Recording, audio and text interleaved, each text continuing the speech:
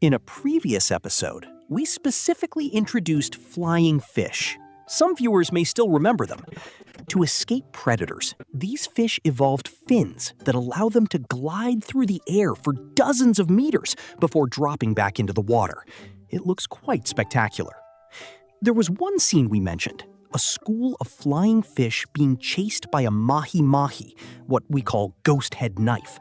They leap out of the water, only to find frigatebirds waiting for them in the air. When they try to dive back into the water to hide, the mahi-mahi is right there to catch them.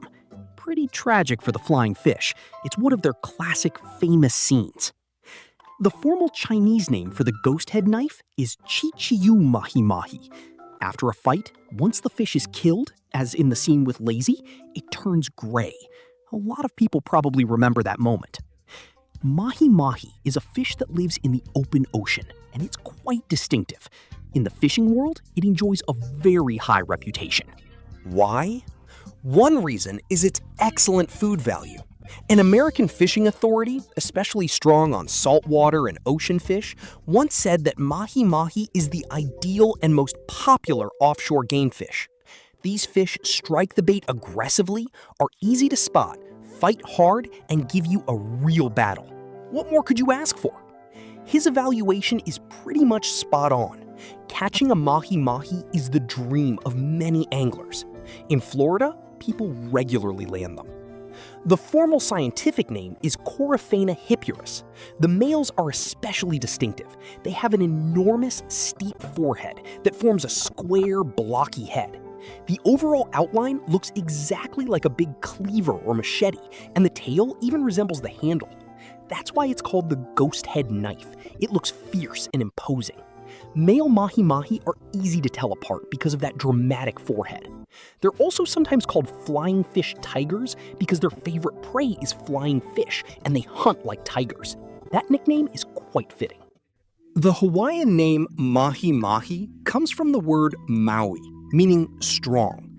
Doubling it gives the sense of very strong or strong. They're also called dolphin fish, not to be confused with actual dolphins. Like dolphins, they have the habit of swimming very fast right along the surface, especially when chasing flying fish. They can reach about 90 kilometers per hour and almost seem to fly across the water, which is how the dolphin name arose. Another name, Dorado, comes from Spanish, where Dorado means golden. The sides and belly of a healthy mahi-mahi are often covered in broad patches of brilliant gold yellow, which looks very striking. A calm, healthy fish is mainly yellow, becoming more intensely yellow toward the belly.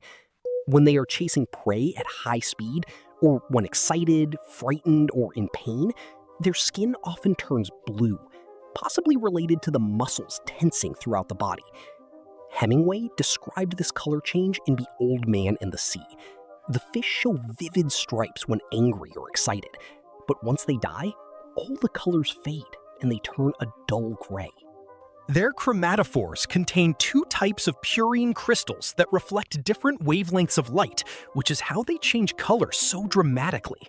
Mahi-mahi live in tropical and subtropical warm waters, usually in open ocean.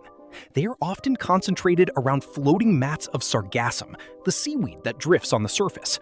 We've mentioned these mats before. Juvenile sea turtles live in them, newly hatched eel larvae, leptocephali, live in them, and flying fish seek them out to lay eggs. They're like little floating ecosystems that contain just about everything. Young mahi-mahi feed on everything from plankton to small shrimp and crabs. Adults either hunt around the Sargassum or travel between mats. Experienced anglers simply head for the nearest Sargassum patch. If there are also seabirds, especially frigatebirds, circling above it, the chances of finding mahi-mahi are even better. Sargassum plus frigatebirds equals mahi-mahi almost guaranteed is a common saying among old hands. Floating palm fronds or drifting logs can also attract them.